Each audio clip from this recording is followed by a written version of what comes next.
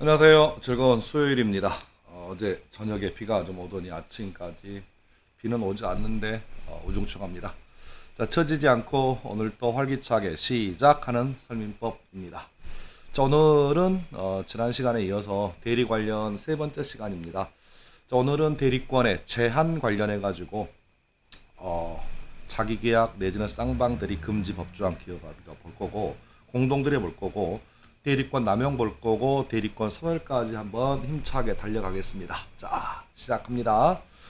자, 이번 시간의 테마는 대리권의 제한입니다. 그래서 우리가 2교시 때 우리 대리권 넘버 2 할 때 대리권의 범위가 어디까지입니까? 그래서 법정 대리인은 법률에 규정이 있으니까 별도로 배우지 않는다. 법 보면 안다. 그런데 임의 대리권의 범위 관련해서 대리권은 분명히 존재하지만 권한을 정하지 않는 대리인, 즉 대리권의 범위는 존재하지만 대리권의 범위가 명확하지 않다면 우리 민법 118조에 의해서 권한을 정하지 않는 대리인은 첫 번째 보존행위는 무제한으로 할 수 있고, 이용 또는 계량행위는 무제한으로 할 수는 없고 성질이 변하지 않는 범위 내에서만 할 수 있다. 그러나 처분행위는 할 수 없습니다. 이렇게 설명했죠. 또 이에 비해서 시험에 무조건 나오는 대리권이 존재하고 권한의 범위가 명백하다. 여기 관련해 가지고 차결의 대리권에는 해제권이나 취소권이 없다. 요게 포인트였죠. 자, 그런 맥락에서 기억을 좀 하시면 되겠고, 이번 시간에는 대리권의 제한 관련해서 법조항을 좀 보겠습니다. 자, 우리 민법 124조입니다. 자기계약 쌍방대리입니다. 읽어볼게요. 대리인은 잠깐만. 항상 법조항에 저는 물론 우리 수험생 여러분이 법조항을 싫어합니다. 그렇죠? 우리는 법하고 친하지 않아요. 그렇죠? 우리는 법 없이도 사는 사람이다. 근데 수업 시간에 법 없이 사는 것이 얼마나 사회생활에 슬픈지, 그렇죠? 좀 죄송하긴 합니다만 약삭 빠르게 법을 알면 그만큼 좀 편해지는 게 세상인데, 우리는 법조항에는 관심 없다. 무조건 시험에 나오는 것만 기억한다. 근데 문제는 시험에 나오는 게 법조항인데, 그래서 우리 여러분이 계속 지탄을 합니다. 속으로 뭐 이렇게 어렵게 가르치느냐 하는데, 문제는 법조항이 전부예요. 그러면 자, 이번 시간 사설이 그렸는데 대리 관련해서요. 대리인의 종류는 크게 나누어서 임의 대리가 있고 법정 대리가 존재한다면, 자, 그러면 이제 본론이 뭐냐면 124조에 나와 있는 이 대리인은 임의 대리인을 의미하느냐 아니면 법정 대리인을 의미하느냐가 이게 관건이라고 했죠. 그러면 지금 124조처럼 대리인 이렇게만 표시하고 있으니까 이 대리인은 임의 대리권, 법정 대리권을 모두 포함한다라고 기억하시는 것이 좋습니다. 따라서 임의 대리권은 분명히 앞 지문에 이렇게 줄 거예요. 법률 행위에 의하여 수행된 대리권, 본인의 의사에 의하여 대리인이 된 자, 이렇게 줄 거야. 그러면 그렇게 주면 그 대리인은 임의 대리인이구나 라고 생각하시고, 이에 비해서 법조항에 그냥 대리인, 그냥 대리권이라고 표현하고 있다면 이 대리권은 임의 대리권 내지는 법정 대리권을 의미한다. 따라서 자, 124조 보니까 내용을 따라서 첫 단어가 대리인이다. 따라서 대리인이란 요 문장 때문에 민법 124조는 시험에 자주 가장 많이 나오는 이겁니다. 민법 124조 자기계약 또는 쌍방대리는 임의 대리에만 적용됩니까? 아니면 법정 대리권에도 같이 적용됩니까가 가장 중요한 포인트. 그러면 눈치채셨겠지만 대리인 이렇게 나와 있으니까 임의 대리권만 의미하는 게 아니잖아요, 지금. 그렇죠? 그래서 임의 대리, 법정 대리 모두 적용된다는 게 포인트. 자, 읽어보죠. 대리인은 본인의 허락이 없으면 본인을 위하여 자기와 법률행위를 하거나 또는 동일한 법률행위에 관하여 당사자 쌍방을 대리하지 못한다. 그러나 채무의 이행은 할 수 있대요. 그렇죠? 잠깐 역으로 124조를 역으로 한번 읽어볼게요. 대리인은 본인의 허락이 있으면 본인을 위하여 자기와 법률행위를 할 수도 있고 동일한 법률행위에 관하여 당사자 쌍방을 대리할 수도 있다. 이렇게도 읽으셔야죠. 또 내지는 대리인은 채무의 이행이라면 본인의 허락이 없더라도 본인을 위하여 자기와 법률행위를 할 수 있고 동일한 법률행위에 관하여 당사자 쌍방을 대리할 수 있다라고도 읽으셔야죠. 그렇죠? 이렇게 보시고, 자, 분설 한번 해볼게요. 자, 대리인은 본인의 허락이 없으면 본인을 위하여 자기와 법률행위를 한다. 이것을 뭐라고 한다? 민법에서 자기계약이라고 부른다. 또 내지는 동일한 법률행위에 관하여 당사자 쌍방을 대리하는 걸 쌍방대리라고 부릅니다. 됐나요? 자, 그러면 어떤 의미인지 볼게요. 자, 집을 하나 가지고 있는 본인이 있다. 그래서 집을 팔고 싶어서 대리인에게 내 집을 팔아주세요라고 처분의 대리권을 수여했습니다. 그래서 이 대리인께서요, 자, 상대방한테 가서 본인의 집을 팝니다. 여기까지는 문제가 없어요. 그런데 상대방이 누구냐라는 겁니다. 상대방이 자기예요. 자기가 사는 거야, 지금. 내 집 팔아주세요라고 대리권을 주었던데 문제는 팔긴 팔았는데 자기가 사는 거야. 이걸 민법에서 뭐라고 한다? 요 매매계약을 자기계약이라고 본다. 이런 짓을 하지 마시라고요. 금지합니다. 자, 여기서 문제. 항상 왜 그럴까? 왜 그럴까? 왜 그럴까?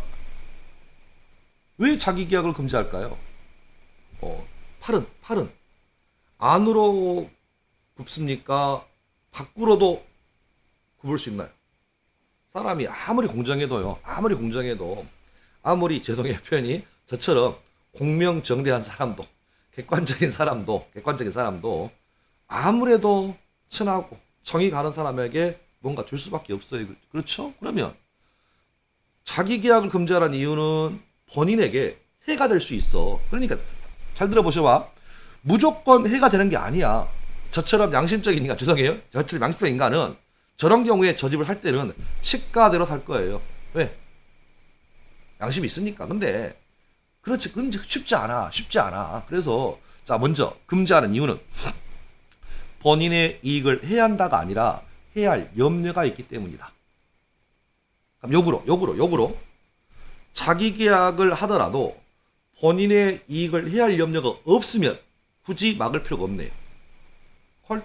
예, 됐습니다. 그래서 이런 게 자기 계약이라는 거. 또 내지는 자, 집주인 갑이요, 대리인 을에게 내 집을 팔아주세요라고 대리권을 수여했습니다. 그런데 공교롭게도요, 집을 사고 싶어하는 병이 대리인 을에게 대리권을 수여했습니다. 대리권을 수여했습니다. 그렇죠? 끝. 그런데 이렇게 대리인 을이요, 한쪽은 본인의 대리인으로서, 한쪽은 병의 대리인으로서 이렇게 이런 계약을 쌍방대리라고 부릅니다. 그러면 자, 문제는 없죠? 대리권 수여받아서 상대방으로부터 대리권 수여받아가지고 양 당사자를 조율한다. 쌍방대리인데요. 그런데 문제는 여기입니다. 쌍방대리 역시 하지 말랍니다. 이유는 뭐냐면 제가 을이라고 가정을 하면 갑이라는 사람도 알고 병이라는 사람도 알 거잖아요. 근데 문제는 두 사람을 똑같이 공정하게 대하기가 쉽지 않아. 사람은 살다 보면 좀 치우칠 수밖에 없지 않나요? 그렇죠? 이게 사람이 질투의 동물이라 다 똑같이 이렇게, 여러분들 친구들 간에 다 똑같은 친구이긴 하지만 좀 친한 친구가 있고 좀 덜 친한 친구가 있는 것처럼, 그렇죠? 그러니까 한쪽에게 기울 확률이 있다고 지금. 그러니까 본인의 이걸 해야 할 염려가 있다라는 거야. 지금. 그러면 자, 이제 하고 싶은 얘기. 자기계약 쌍방대리를 금지하는 이유는 뭐라고요? 네, 본인의 이익을 무조건 해야 한다가 아니라 해야 할 염려가 있기 때문이다. 그럼 역으로 본인의 이익을 해야 할 염려가 없다면 허용해도 되지 않나요? 그래서 자, 정리합니다. 대리는 원칙적으로 자기계약 쌍방대리가 금지된다. 그런데 예외적으로 본인의 허락이 있으면 본인의 이익을 해야 합니까? 그렇게라도 사. 네가 사든지. 본인 허락이 있거나, 또 내지는 채무의 이행. 아까 법정 보셨죠? 본인의 허락이 없으면 자기계약 쌍방대리를 하지 못한다. 그러나 채무에 이행할 수 있네. 그럼 따라서 예외적으로 본인의 허락이나 채무의 이행은 어차피 갚아야 할 돈이야. 어차피 갚아야 할 돈입니다. 어차피 변제기가 도래해서 갚아야 할 돈이라면 갚는 게 뭐가 문제야 지금. 그래서 본인의 허락이나 채무 이행만큼은 허용된다라는 거. 여기가 124조 관련 얘기입니다. 자, 지금부터 1분간 집중. 시험은 4군데에서만 나온다. 자, 주로 나오는 별표 하나. 본인의 허락이 없더라도 채무에 이행할 수 있네. 그렇죠. 그러니까 말을 만들어. 그러니까 저는 강사니까 이렇게 원칙과 예외로 설명하지만 시험 문제는 출제자가 되기 때문에, 자, 그러면 채무의 이행이라면 설령 본인의 허락이 없더라도, 그러니까 채무의 이행은 법조항에 단서에 채무의 이행을 할 수 있었다. 이 말의 의미는 그 생략된 얘기가 법문에 의하면 본인의 허락이 없으면 자기계약 쌍방대를 하지 못합니다라고 되어 있는데 문제는 그거가 별도로 설령 그러면 본인의 허락이 없더라도 채무의 이행을 할 수 있다는 점. 첫 번째 포인트 끝 됐습니다. 자, 두 번째 포인트 가장 많이 나온 기출입니다. 124조는 임의대리뿐만 아니라 법정대도 적용된다. 그래서 모든 시험에 대리권 제한 관련해서 124조가 나오면 1번 별표, 2번 별표만 기억하시면 돼. 됐죠? 자, 심화과정. 채무의 이행이라 할지라도요. 잘 보세요. 그러면 돈을 갚는 채무 이행을 할지라도 무조건 다 되느냐? 안 됩니다. 그래서 세 가지 정도를 한번 들어보세요. 대물변제, 경계. 이것도 채무 이행이에요. 경계는 구채무를 소멸을 시키고 새로운 채무로 발생하는 게 민법상 경계계약인데요. 자, 대물변제는 현찰로 갚을 것을 현금으로 갚을 것을 자동차로 대신 갚은 거야. 대물변제. 또 내지는 경계. 내지는 다툼이 있는 채무의 이행은 채무의 이행이라 할지라도 허용되지 않습니다. 또 내지는 기한이 도래하지 않는 채무의 이행 허용되지 않습니다. 그래서 채무의 이행은 다툼이 없고 채무자와 채권자 사이에 다툼이 없고 기한이 도래한 채무의 이행만 할 수 있다고 기억하시면 돼요. 그래서 혹시나 세 번째 지문 같은 경우는 공인중개사에서는 기출, 감정평가사 기출, 주택관리사는 기출된 바는 없습니다만 최소한 같은 채무의 이행이라 할지라도 대물변제나 경계 내지는 다툼이 있는 채무의 이행은 허용되지 않는다 기억하시면 되겠고, 자 마지막 그러면 자기계약 쌍방대를 하지 말아야 됨에도 불구하고 했다면 어떻게 할 거냐? 했다면 어떻게 할 거냐? 그래서 마지막입니다. 본인의 허락이 없이 또 내지는 채무의 이행이 아님에도 불구하고 자기계약 쌍방대를 했다면 이것은 원한을 넘어간 거야. 무권대리가 됩니다. 따라서 무권대리니까 우리 대리 마지막 시간에 배웁니다만은 본인이 그것을 추인해버리면 유효화된다. 그렇죠? 자, 그런 맥락에서 확인하시면 좋겠습니다. 이것이 이번 시간 첫 번째는 대리권 제한 관련 얘기고요. 자, 두 번째는 판례입니다. 판례. 시험에 자주 나오는 판례입니다. 부동산의 경매, 입찰 절차에서 동일 물건에 관하여 이해관계가 다른 두 사람 이상의 대리인이 된 경우라면 그 대리인이 한 입찰은 무효입니다. 자, 이런 얘기입니다. 저에게 A란 사람과 B란 사람이 경매 목적물에 대해서 당신이 나를 대신해서 입찰을 해달라고 이렇게 저한테 부탁을 했습니다. 그럼 제가 A란 사람을 대신해서 경매를 넣고요. B란 사람을 대신해서 경매를 냈다면 경매는 무조건 최고 매수인에게 낙찰됩니다. 그러면 어느 한 부동산이 경매가 나와서 제가 A를 대신해서 낙찰 희망 가격을 1억에 적고 그러면 B를 대신해서 1억에 적을 수는 없잖아요. 차이를 더 줄 수밖에 없잖아. 무조건 한쪽은 당해. 그렇죠. 그러니까 동일한 부동산에 대해서 입찰에 참가한 대리인께서 양 당사자를 모두 대리했다면 그 대리행위 입찰은 무조건 무효입니다. 이런 얘기고, 또 하나의 판례가 있습니다. 아버지가요, 법정 대리인 친권자가 부동산을 매수해서 그 아들, 자식에게, 여기서 아들은 자는 아들 잡니다만 자식이에요. 남존 그런 거 아니에요. 아들에게 내지는 여기서 아들은 자식입니다. 자식에게 증여했다면 이건 전형적인 자기계약이에요. 그런데 문제는 미성년자 입장에서는 무조건 이익만 얻는 거잖아. 다시 자기계약 쌍방대를 금지하는 이유는 본인의 이익을 해할 염려가 있는데 지금처럼 두 번째 판례처럼 친권자께서 미성년자 자식에게 그 부동산을 증여하는 것은 미성년자 본인 입장에서는 무조건 득이 되는 거야. 따라서 설령 이것이 자기계약이라 할지라도 이 증여는 뭐라고요? 유효하다. 그래서 1번 판례, 2번 판례는 반드시 숙지하고 가셔야 될 판례입니다. 여기까지 보시면 되겠고. 자, 그 다음 공동대리 관련 얘기인데요. 각자 대리 119조입니다. 대리인이 수인이 때 잠깐만 다시 연습. 이렇게 법조항에 대리인이라고 나오면 이 대리인은 임의대리권이라고요? 법정대리권이다. 네. 콜. 법정대리권까지 포함합니다. 임의대리권이든 법정대리권이든 여러 명, 두 사람 이상이라면 원칙 각자가 본인을 대리한다. 그렇죠?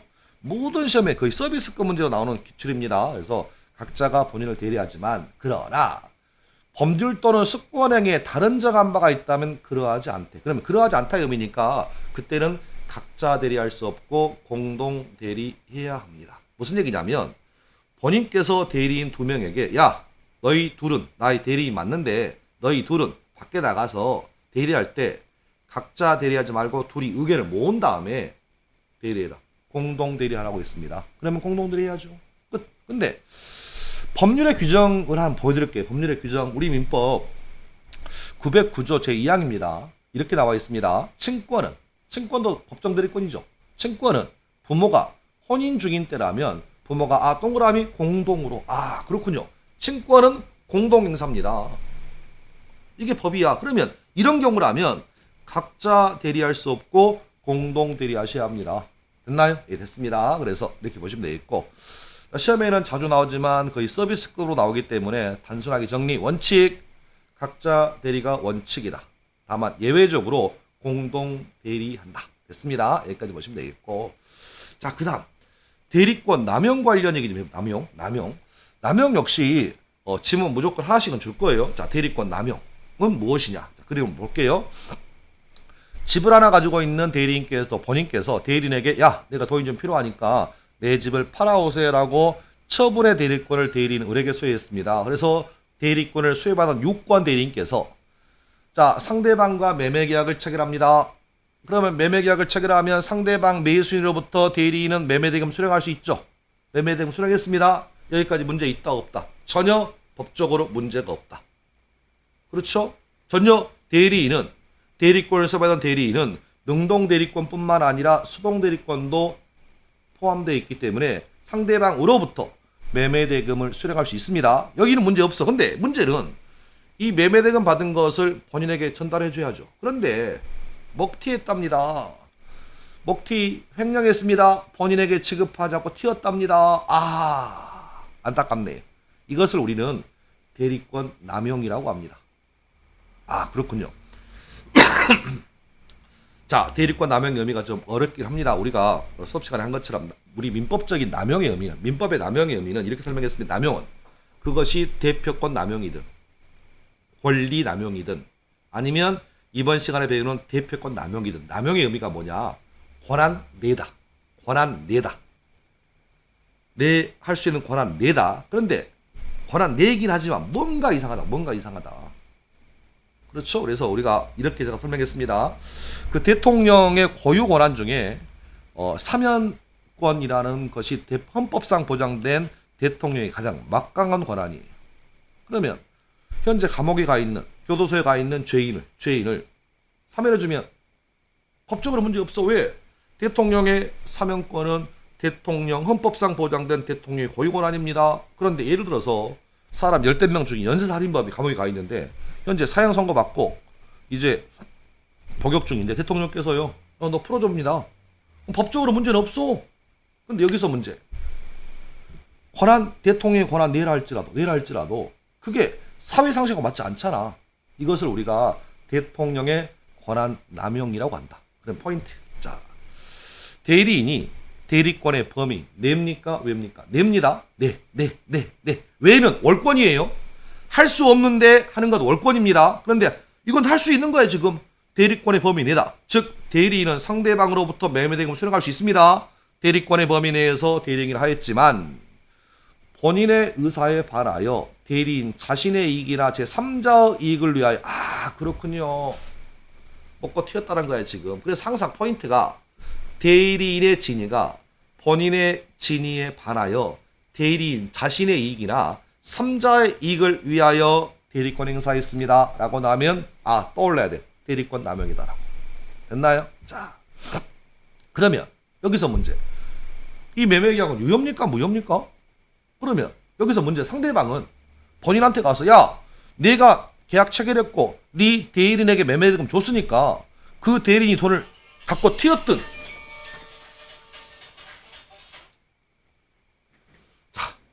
쓸데없이 전화가 옵니다. 죄송합니다. 자, 돈을 갖고 튀었든 튀지 않았든 상관없습니다. 그럼 상대방은 본인한테 가서 야 돈 줬으니까 소유권 넘겨줘 라고 할 수 있어 없어? 있어야지요.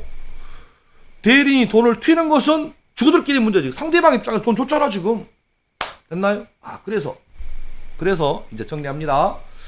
대리권이 남용되더라도 원칙이 무엇이냐? 원칙이 유효하다. 왜? 권한 내니까.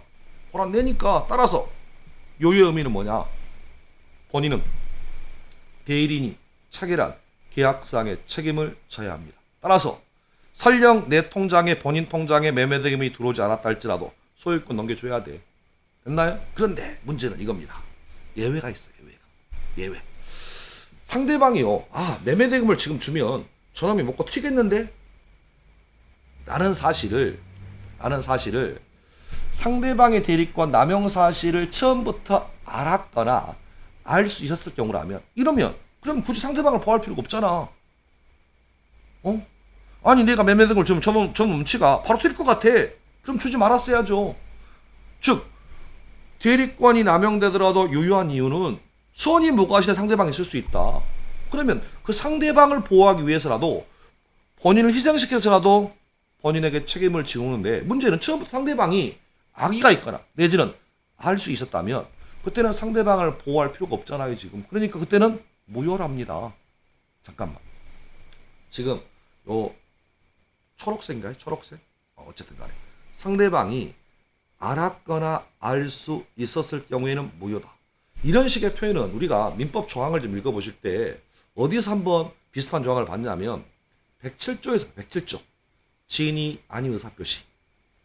표자가 지인이 아님을 알고 한 것이라 할지라도 그 의사표시는 효력이 있다. 그러나 상대방이 표자의 지인이 아님을 알았거나 알 수 있었을 경우에는 무효로 한다 배우셨죠. 요게 107조 1항 단서에 나오는 법조항입니다.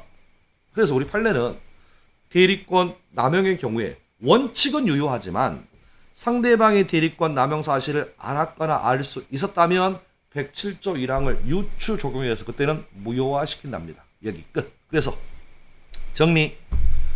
대리권 남용은 원칙은 유효하다. 따라서 본인은 계약상의 책임을 진다.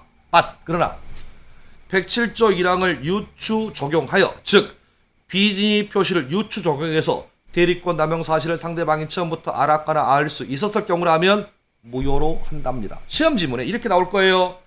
정신 차리고 대리권 남용의 경우에 상대방이 알았거나 알 수 있었을 경우라면 무권 대리이다. X야. 무권 대리는 대리권이 없어. 지금 이 상황은 대리인에게 정상적인 대리권이 있는 유권 대리인이에요. 지금 의미가 달라 지금. 그래서 저 무효 자리에 여러분 보시는 무효 자리에 네 글자로 바꿀 거야. 상대방이 대리권 남용 사실을 알았거나 알 수 있었을 경우라면 무권 대리이다. X야. 요 얘기하고 싶은 거지. 그래서 끝. 됐습니다. 그래서 자 역시 시험 기출 대리권 남용은 임의 대리권뿐만 아니라 법정 대리도 적용됩니다.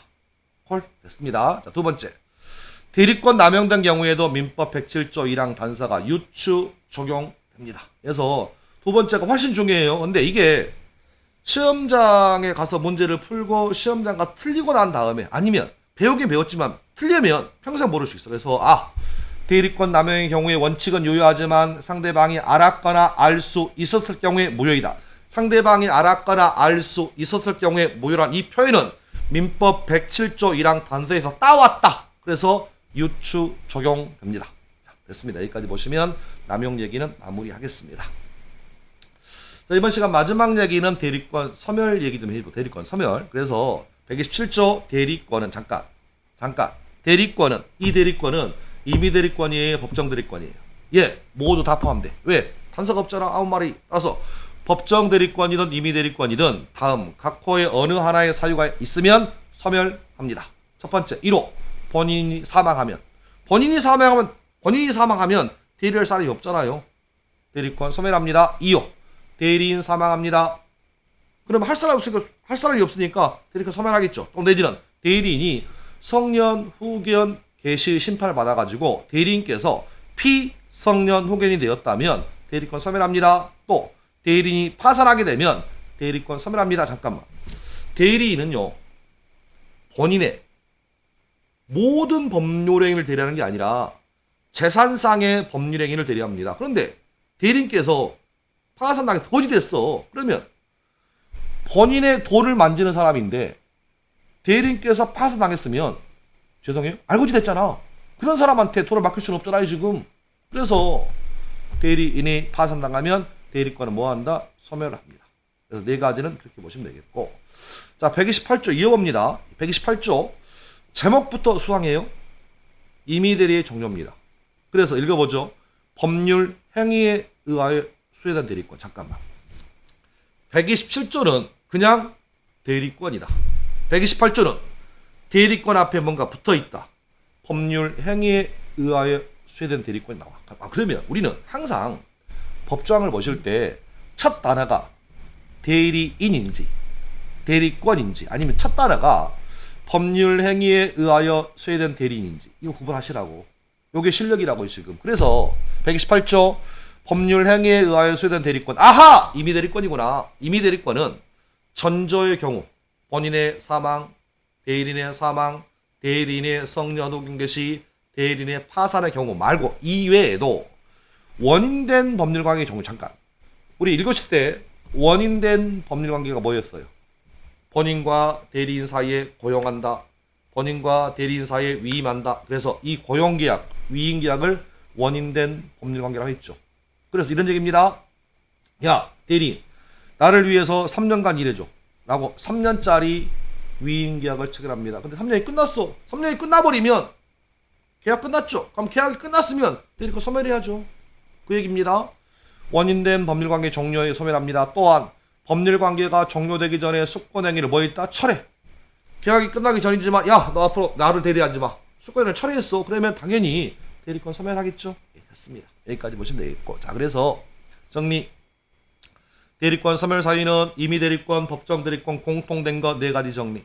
본인의 사망, 대리인의 사망, 대리인이 성년 후견 개시 받아가지고 피성년 후견인 되었다면 대리권 소멸. 잠깐만. 주택관리사나 감정평가사는 성년 후견을 배우지만 공인중개사 수험생 여러분은 제한 능력을 배우지 않기 때문에 한번 설명할게요. 질병, 장애 등으로 인해서 정신적 제약으로 인해서 사무 처리 능력이 지속적으로 결여된 자에 대하여 가정법원의 심판에 의해서 성년 후견 심판받게 되면 그 사람의 이름을 우리는 앞으로 피성년 후견이라고 부를 거예요. 됐나요? 그래서 쉽게 표현하면 뭐 상태가 온전치 않다는 거죠.